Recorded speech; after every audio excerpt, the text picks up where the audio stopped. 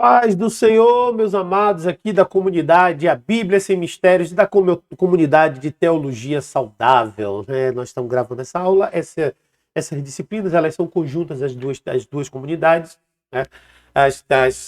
Existem disciplinas especiais, específicas e especiais para a comunidade de Teologia Saudável, que é no nível maior, para o nível de ministério, onde você tem ferramentas ministeriais, você tem treinamentos mais específicos, desenvolvimento pessoal estão sendo incluídos agora. Você tem também o curso avançado de teologia, onde são 27 disciplinas que tem um peso e uma carga horária de um bacharelado de teologia. Então você tem uma série de recursos muito maiores do que o da comunidade Bíblia Sem Mistérios, que resume-se especificamente no estudo da Bíblia propriamente dito, mas que tem grande riqueza também, grande apoio ministerial também ser dado. Por isso que eu incluí essa comunidade na comunidade de Teologia Saudável. Então, se você quiser, você que da teologia, é aluno da comunidade de teologia, ou melhor, da comunidade de estudo da Bíblia saudável, meu Deus do céu, me perdoe, eu não estou vendendo nada aqui não, só estou comunicando, viu gente, por favor, então me perdoe essa embolação que eu fiz agora. Se você é aluno, é membro da comunidade A Bíblia Sem Mistérios e quiser fazer um upgrade na sua vida ministerial como um todo, então eu sugiro que você participe também da comunidade de Teologia Saudável. As condições são um pouquinho diferentes, o investimento é um pouquinho maior, mas compensa muito, tá certo? Então vamos dar continuidade aqui agora. Hoje nós vamos estudar o Evangelho de Mateus, o capítulo 20 do Evangelho de Mateus. Vamos lá, vamos começar a leitura do capítulo 20 e depois a explicação. Porque o reino dos céus é semelhante a um homem, pai de família, que saiu de madrugada a assalariar trabalhadores para a sua vinha. E ajustando com os trabalhadores a dinheiro por dia, mandou-os para a sua vinha e, saindo perto da hora terceira, viu outros que estavam ociosos na praça e disse-lhes: Ide vós também para a vinha e dar-vos-ei o que for justo. E eles foram. Saindo outra vez perto da hora sexta e nona, fez o mesmo. Saindo perto da hora 10ª, encontrou outros que estavam ociosos e perguntou-lhes: Por que estáis ociosos todo dia? Disseram-lhe eles: Porque ninguém nos assalariou. Disse-lhes: Ide vós também para a vinha e recebei o que for justo. Saindo outra vez perto da hora sexta, da nona, fez o mesmo. Saindo perto da hora 10ª, encontrou outros que estavam ociosos e perguntou-lhes: Por que estáis ociosos todo dia? Disseram-lhe eles: Porque ninguém nos assalariou. Diz-lhes: Ide vós também para a vinha e recebereis o que for justo. E aproximou-se a noite, e diz o senhor da vinha a seu mordomo: Chama os trabalhadores e paga-lhes o jornal, começando pelos derradeiros até os primeiros. E chegando os que tinham ido perto da hora 10ª, receberam um dinheiro cada um. Vindo, porém, os primeiros, cuidaram que haviam de receber mais, mas do mesmo modo receberam um dinheiro cada um. E recebendo-o, murmuravam contra o pai de família, dizendo: Estes derradeiros trabalharam só 1 hora, e tu os igualaste conosco, que suportamos a fadiga e a calma do dia. Mas ele respondendo disse ao deles: Amigo, não te faço agravo, não ajuntaste tu comigo o dinheiro? Toma o que é teu e retira-te. Eu quero dar a este derradeiro tanto como a ti. Ou não me é lícito fazer o que quiser do que é meu? Ou é mal ao teu olho porque eu sou bom? Assim, derradeiros serão os primeiros, e primeiros serão derradeiros, porque muitos serão chamados e poucos serão escolhidos. Essa é uma parábola, uma passagem, onde Jesus ele relata sobre uma jornada e uma recompensa pela jornada. Você pode aplicar essa parábola falando sobre, contextualizando o mesmo sentido espiritual dentro, por exemplo, da própria igreja. O tempo não está relacionado à recompensa, né? E também há dois povos distintos, no qual Jesus estava iniciando o processo de geração. Então, a igreja estava começando ali. Na verdade, a igreja ainda não tinha sido fundada, mas Jesus estava plantando os fundamentos da igreja. E, evidentemente, que nesses fundamentos da igreja, você veria a especificação, o diferenciamento entre igreja e Israel. Quando Jesus fala dos últimos, você pode aplicar melhor, dos primeiros, você pode aplicar esses primeiros a Israel. Dentro da igreja, ou no contexto eclesiástico, você pode aplicar esse primeiros aos crentes mais antigos, a primeira geração de crentes, né? A primeira geração de cristãos. Qual é, então, a recompensa da jornada? A recompensa da jornada ela é analógica. Né? Se nós entendermos a graça como um favor imerecido, nós vamos entender a graça como uma recompensa. Apesar de que a recompensa é resultado de um trabalho, porém, esse resultado de um trabalho, quando Deus coloca que não existe o tamanho da força de ninguém, porque a recompensa é dele, ele dá para quem ele quiser, e a quantidade que ele quiser para quem ele quiser, certo? Ele está especificando que não depende do meu trabalho ou do seu trabalho. Certo? A jornada é a única coisa que conta. E a jornada se refere à fé. Por quê? Por que se refere à fé? Porque a fé ela tem um nexo com a perseverança. Por isso que muitas pessoas confundem a questão da perseverança com o processo salvífico. Você precisa perseverar para revelar, para ser salvo. Né? Mas a perseverança ela é uma expressão da fé. Porque aquele que tem fé persevera. O que não tem fé desiste. O que desiste não chega ao final da jornada. Ele vai ficar pelo meio do caminho. Então não é que ele o que muita gente fala sobre ser salvo, perder salvação, coisa e tal. Então Jesus aí mostra o seguinte: quem chega ao final da jornada, certo? Esse é o que revelou a fé e esse é o que receberá a recompensa. Né? Então não importa se você for o primeiro, os últimos serão os primeiros, porque os últimos são aqueles que chegaram, né? E não exatamente os primeiros que saíram. Né? Isso é uma importante mensagem também para a gente entender que não importa como você começou, sim, como você terminou. Né? E muitos serão chamados e poucos serão escolhidos. Essa palavra ela se refere à aplicação direta que Jesus faz no chamado para toda a humanidade. Então, toda a humanidade é chamada para servir, para amar o Senhor. Mas poucos, de fato, esses foram os que foram escolhidos, porque esses poucos foram os que verdadeiramente revelaram a fé. Então vamos lá, vamos dar continuidade para a próxima passagem, onde tem ensinos muito profundos. Assim, e subindo Jesus a Jerusalém, chamou à parte os seus 12 discípulos. E no caminho disse-lhes: eis que vamos para Jerusalém, e o Filho do Homem será entregue aos príncipes dos sacerdotes e os escribas, e condená-lo à morte, e o entregarão aos gentios, para que deles escarneçam, e ao açoitem e crucifiquem, e ao terceiro dia ressuscitará. Então aproximou. Vamos deixar aqui, depois a gente vai falar sobre essa parte. O que significa essa passagem, esses 3 versículos? Nesses 3 versículos, Jesus aqui nos revela, nos ensina. Então Jesus aqui está falando sobre a sua morte e ressurreição. Nessa passagem, Jesus está deixando claro o plano de salvação. Então ele, nessa caminhada para Jerusalém, ele chamou à parte somente os 12. Por quê? Determinados planos Jesus só revelava para os 12.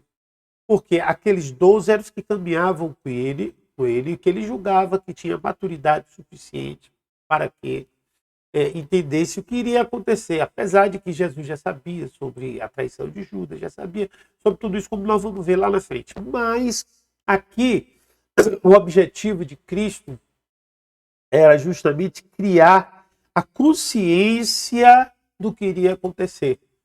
né? Mesmo sabendo ele que logo depois haveria toda aquela debandada de seus discípulos. Mas ele permanece no ensino e ele passa exatamente o que iria acontecer. Então ele será entregue aos príncipes dos sacerdotes. A palavra entregue pode ser dito como denunciado, no termo policial, caguetado, né? Você já deve ter visto esse termo por aí, né? Mas evidentemente que o caguete está relacionado a crime. Jesus não cometeu crime algum, mas ele aqui ele utiliza esse entregue que é como se fosse traído, entregue dessa forma. E ali os sacerdotes condenaram-o à morte, os escribas, os sacerdotes, os escribas, e condenaram-o à morte. Quando ele fala isso, aí sim a gente consegue fazer o nexo, porque condenado à morte são somente os criminosos, mesmo sabendo que não tinha crimes. E ele fala para que os gentios. Então, ele faz um resumo de todo o processo que vai acontecer com ele.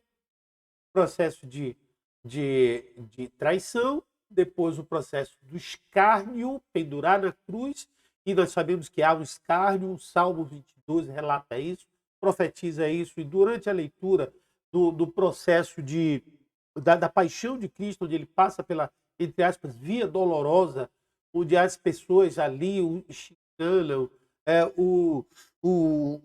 escarnecem dele, depois os soldados escarnecem com suas roupas, com suas vestes, lançam sorte. Tudo isso Jesus já tinha o quê? Profetizado aí. Nessa passagem, ele profetiza isso. E aí ele profetiza também o açoite e a crucificação, ou seja, todos os passos. Primeiro entrega, escarnecer, o açoitar e o crucificar. Então aí está toda a via dolorosa de Cristo, ele já tendo revelado para os seus discípulos. Quando nós vamos aqui agora para... Então se aproximou dele a mãe dos filhos de Zebedeu, com seus filhos, adorando. Essa palavra adorando aqui, ela se refere justamente ao reconhecimento de que Cristo era Deus. Vai falar mais sobre isso. E fazendo-lhe um pedido, diz-lhe: queres? Ela respondeu: dize-me a estes meus 2 filhos que se assentem uma à direita e outra à esquerda do teu reino. Jesus, porém, respondendo, disse: não sabeis o que pedis. Podeis vós beber o cálice que eu hei de beber e ser batizado com o batismo que eu sou batizado? O que eu sou batizado? Diz-lhes ela: podemos. E diz-lhe eles: na verdade, bebereis o meu cálice e sereis batizados com o batismo com que eu sou batizado. Mas assentar-se à minha direita ou à minha esquerda não me pertence dá-lo, mas é para aqueles a quem meu Pai tem preparado. E quando os 10 ouviram isto, indignaram-se contra os 2 irmãos. Então Jesus, chamando-os para si, disse: bem sabei pelos príncipes dos gentios, são esses dominados o que os grandes exercem autoridade sobre eles. Não será assim entre vós, mas todo aquele que quiser entre vós fazer-se grande, seja vosso serviçal. Qualquer que entre vós quiser ser o primeiro, seja vosso servo, bem como o Filho do Homem não veio para ser servido, mas para servir e dar a vida a muitos. Vamos parar aqui. Vamos traduzir isso aqui agora. Né? Então, os filhos de Zebedeu, né? Traduzindo, os filhos de Zebedeu, a mãe dos filhos de Zebedeu. Quem são os filhos de Zebedeu? João e Tiago. 2 dos 3 primeiros discípulos de Jesus. Pedro, João e Tiago, filhos de Zebedeu. A mãe dos filhos de Zebedeu, certamente encantada e acreditando em um reinado físico de Jesus, ela pede para que eles sejam assim, vamos colocar uma espécie de ministros, né, do reinado, sentar à sua direita. ser seu conselheiro, ser alguém que te dê, que tem um lugar de destaque lá no reino. Então elas pediram uma posição honrosa para os filhos dela, né? Ela foi lá, Jesus, olha aí, eles estão aqui do seu lado, contigo. Então, ó, quando você estiver lá reinando, não esqueça deles não, viu? Dá lá um cargo para eles importante, um cargo ali do seu lado. Essas coisas de política que a gente vê até hoje, mano. Até hoje nós vemos isso. As pessoas, quando são cabo eleitorais aí dos outros, aí nas campanhas políticas, ficam pedindo, olha meu cargo, olha minha posição. E se for muito chegado, não, eu quero ser chefe de gabinete, eu quero ser isso, quero ser aquilo. A relação que a mãe estava fazendo, a mãe de Zebedeu, dos filhos de Zebedeu, de João e de Tiago estava fazendo, era exatamente essa. Era exatamente essa. Certo? Agora, apesar dessa relação política, ela chegou adorando. Adorando. Essa adoração revela duas coisas. Apesar de Cristo ter recebido essa adoração, porque Cristo é Deus, mas o coração daquela mulher, pelo seu pedido, era uma adoração idólatra, não era uma adoração direta. Não era idolatria, não se tornou idolatria porque Cristo realmente deve ser adorado. E ele recebeu essa adoração. Entretanto, a resposta dele estava demonstrando que havia na vida daquela mulher a necessidade de um processo ainda de conversão que ela não tinha compreendido, que ela não tinha entendido. E aquela lição, vamos ver depois na reação dos discípulos, denota aparentemente que os outros discípulos, que é como se eles tivessem feito um papel de meninos pidões para a mãe, né? Por que a mãe deles intercederia através dos filhos dele, a não ser se fosse pelos pedidos? E você vai ver por que eu faço essa afirmação, né? Então, quando ela fala, o termo é utilizado, então ela está se referindo de uma forma política. E como a gente pode perceber isso da palavra reino que ela utiliza, que é a palavra reino com R minúsculo, então não está falando de reino de Deus, mas sim do reino humano. Ela estava olhando Cristo, apesar de adorando, por isso que foi uma adoração idólatra. Ela via Cristo como um homem, não via Cristo como Deus. E Cristo recebeu a adoração porque ele é Deus, ele sabe que a ele deve ser adorado. Então, esse é um ponto importante que deve ser frisado. Deve ser frisado. Aí, o que é que Cristo responde? Tudo bem, vamos ver se ela está sabendo do que ela está pedindo. E ela diz, você sabe o que você está pedindo? Ela disse, sei, sim. Você pode beber do cálice que eu vou beber? E pode ser batizado com o batismo que eu sou batizado? Veja bem, Cristo tinha acabado de falar qual era o preço que ele ia pagar. Cristo disse o que para eles na passagem anterior sobre o seu escárnio, falou sobre a traição, o escárnio, a morte e a ressurreição. Certo? Falou sobre todas as etapas.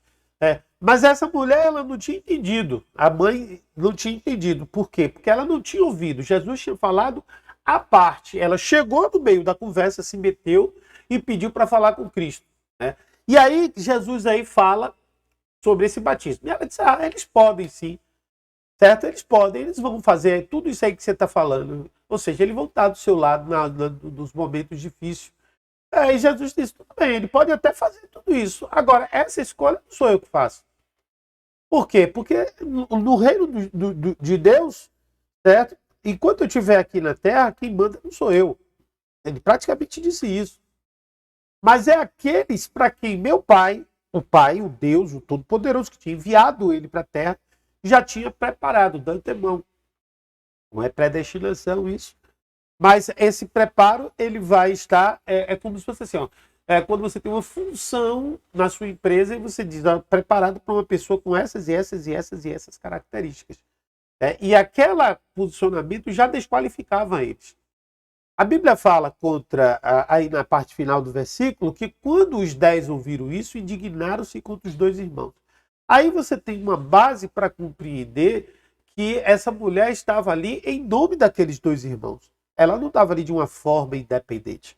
Ou seja, é possível que ela estivesse fazendo aquele pedido, mediante algo que ele tem ouvido na sua casa, em algum lugar, e aí foi fazer isso. Por isso gerou essa indignação nos outros 10 discípulos. Porque se eles não tivessem nenhum tipo de culpa, entre aspas, no cartório, como se fala, não tivesse nenhum tipo de participação, então, em tese, eles não teriam porquê, ela não teria porquê, eles não teriam porquê se indignar com os dois irmãos. Então a gente percebe que é como se fosse uma espécie de um conluio entre a mãe e seus filhos. E Jesus Cristo foi taxativo no posicionamento. Em outros evangelhos você vai encontrar isso de uma forma diferente. Vamos dar continuidade à leitura, você vai encontrar até uma frase mais significativa e mais clara. Aqui ele fala somente que não cabe a ele. Né?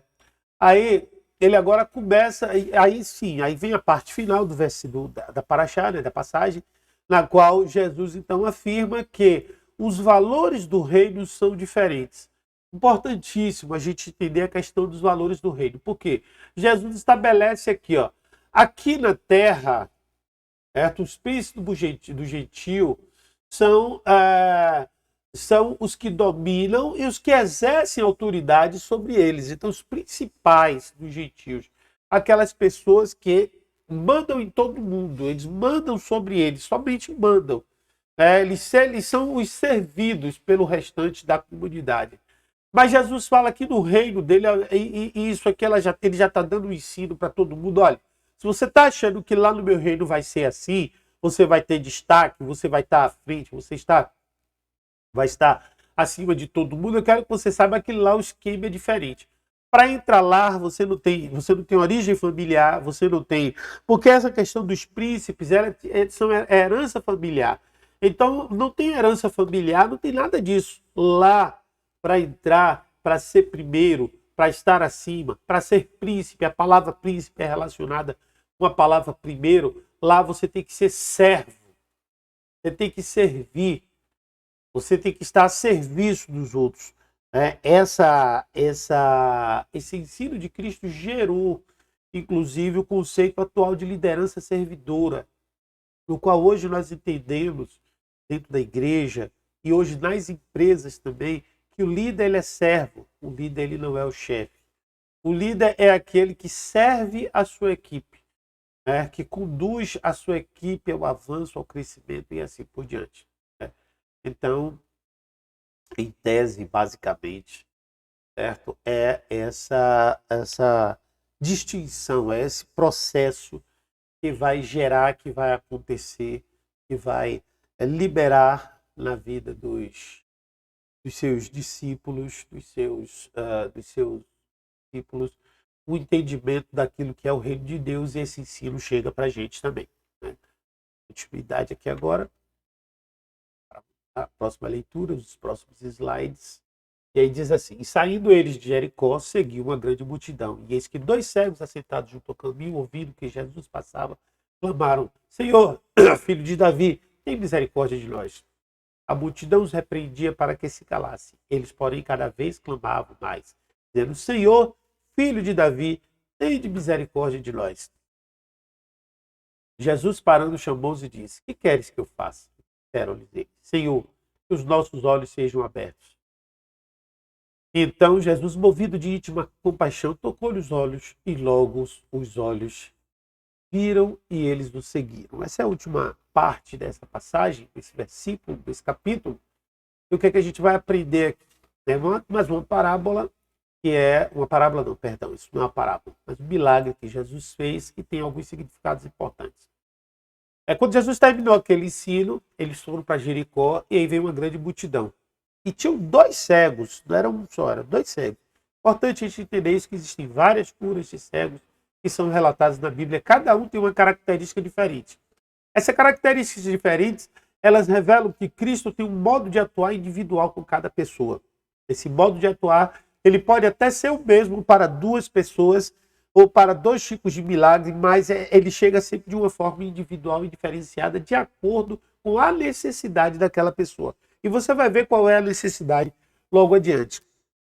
A Bíblia fala que Jesus passou e viu que tinha 2 cegos ali, e eles começaram a clamar pedindo: Senhor, filho de Davi, tenha misericórdia de nós. Primeira, reconhecimento da posição de Cristo como Senhor e Salvador, quando ele chamava de Senhor.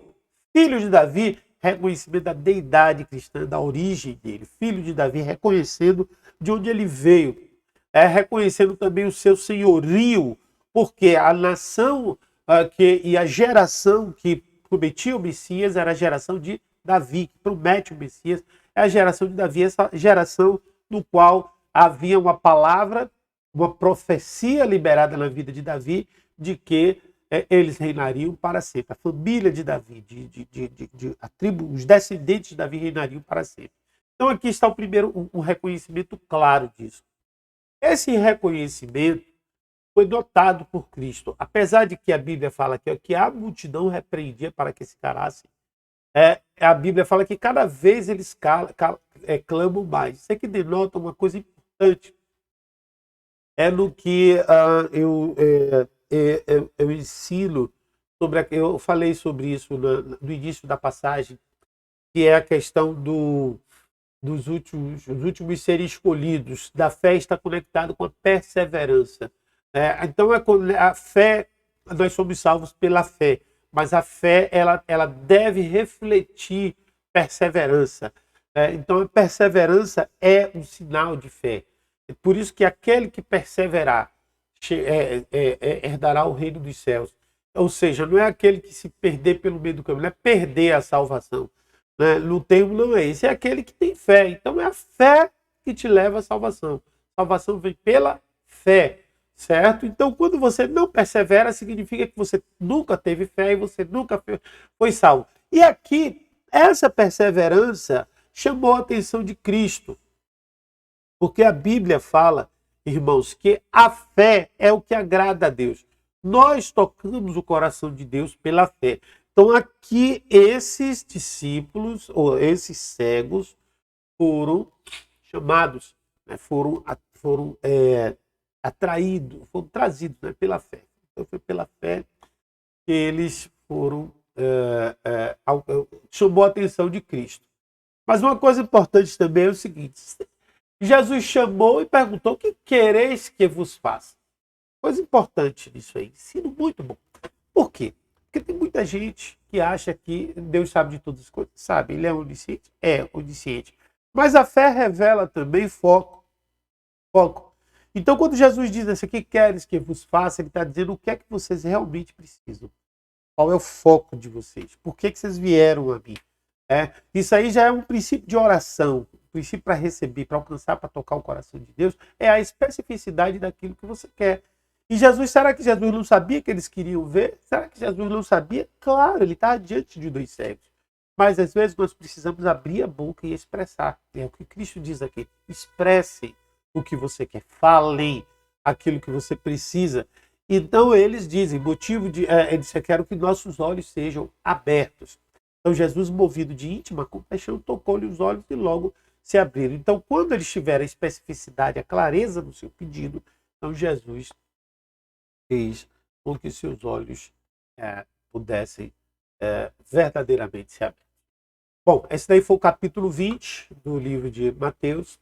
Espero que vocês tenham aproveitado esse estudo, e que vocês possam, assim, de fato, aplicar na vida de vocês. Qualquer dúvida, pergunta aí embaixo, que nós estamos aqui à disposição. Qualquer comentário, fique também à vontade. Que Deus abençoe e até a próxima aula.